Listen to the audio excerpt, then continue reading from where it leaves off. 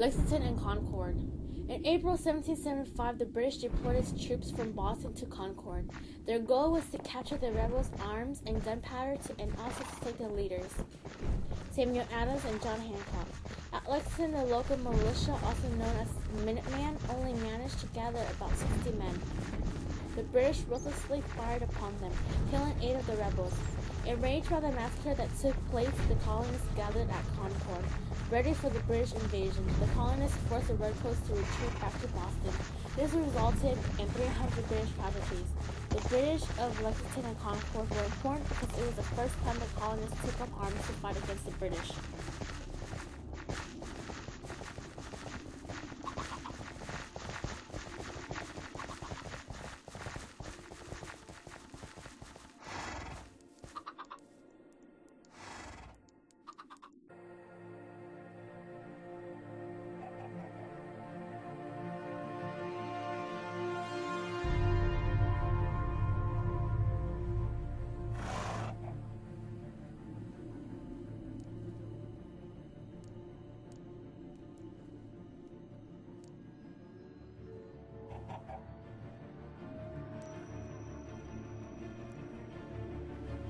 The first bloodshed at Lexington and Concord marked the crossing of a threshold, and the momentum from these events pushed both sides farther apart. Following these battles, neither the British nor the Americans knew what to expect next. No one knows who fired the first shot. As many as 3,500 militiamen fired constantly for 18 miles only killed or wounded roughly 250 redcoats, compared to about 90 killed on their side. Nevertheless, they proved they could stand up to one of the most powerful armies in the world. News of the battle quickly spread, reaching London on May 28th. The following summer, a full-scale war of independence had broken out.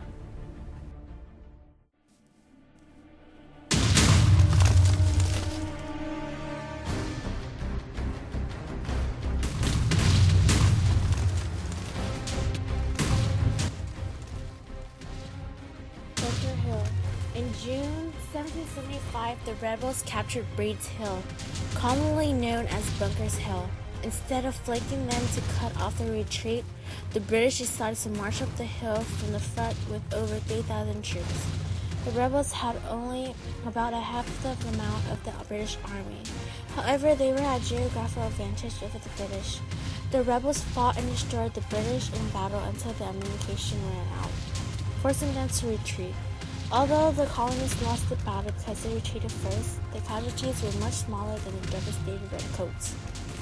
The Battle of Bunker Hill gave the colonists a big boost in morale needed to continue fighting against them.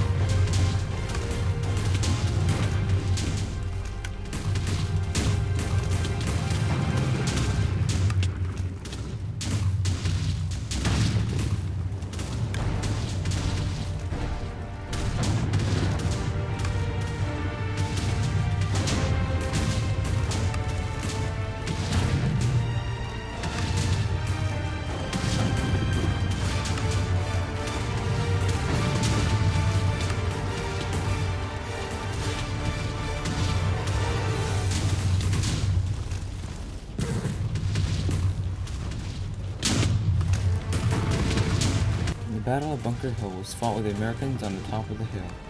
Not only did they have a height advantage, but they also had the advantage of shooting British soldiers as a group, bringing down rows and rows of redcoats over the hill. Sadly, this height advantage was not enough to keep the British from winning this battle.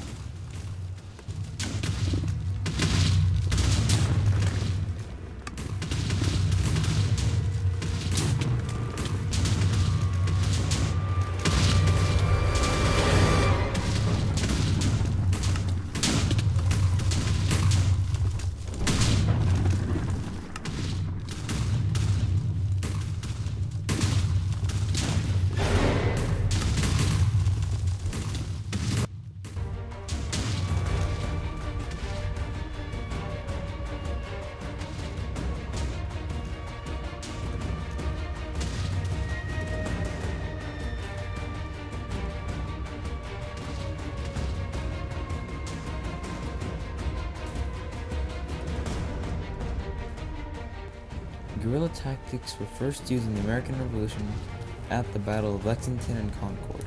Guerrilla warfare is an irregular type of warfare that includes ambushes, raids, or sneaking up behind an enemy, then shooting. Contrary to popular belief, guerrilla warfare was not what won the war for the Americans. The Americans did use guerrilla tactics, but not as much as one would think so. Guerrilla warfare focuses on small groups of soldiers banding together to attack a greater force, which is what the Americans did. The Americans learned their guerrilla tactics from the Indians.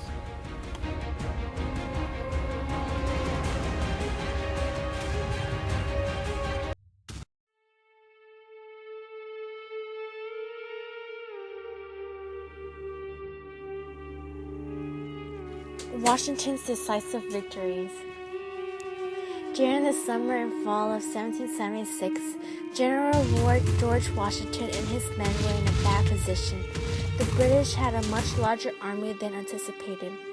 Being followed by the Redcoats, Washington and his men fled towards the Delaware River. Cautious General William Howe, however, stopped because the conditions were not favorable. This proved to be a big mistake. Washington and his men recrossed the river and captured 1,000 Hessians on December 26, 1776. A week later, they left their campfires lit back at camp and surprised the British at Princeton. These battles became turning points in the war because it raised the morale of the Americans and it kept the British from advancing towards Philadelphia.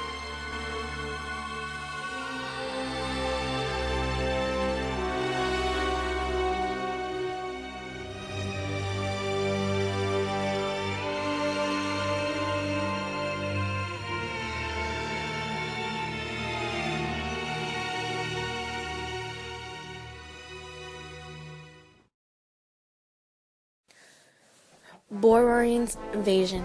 As the main force of the British Army, General Boring led his men to capture the Hudson's River Valley.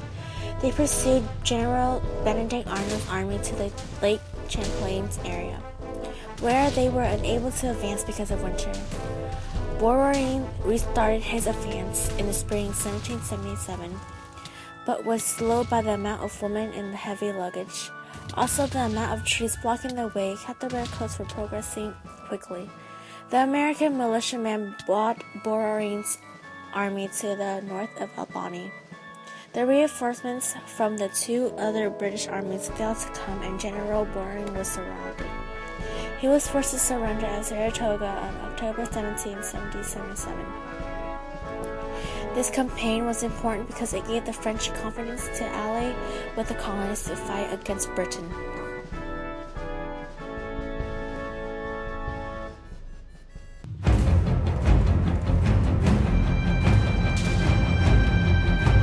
Yorktown.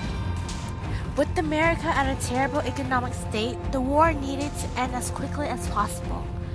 General Cornwallis miscalculated and retreated to the Chesapeake Bay, thinking that the British had superiority over the seas. The French willingly cooperated with the colonists and blocked Cornwallis' escape route, while George Washington and his army marched 300 miles to the Chesapeake Bay area. The British had no choice but to surrender. Yorktown was actually not the last battle in America between the British and the colonists. Many skirmishes between patriots and loyalists happened in the South.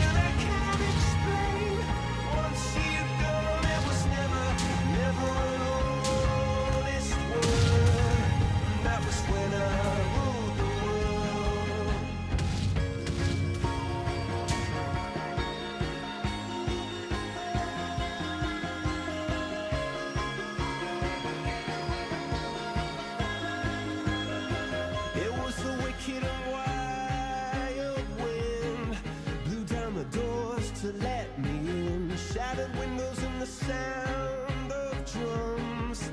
People couldn't believe what I'd become. Revolutionaries wait for my head on a silver plate, just a puppet on a lonely string. Oh, who would ever want to be king? I hear Jerusalem bells are ringing, Roman cavalry choirs are singing. Be my mirror, my sword and shield, my missionaries in a foreign field. For some reason I can't explain, I know St. Peter won't call my name ever an honest word, but that was when I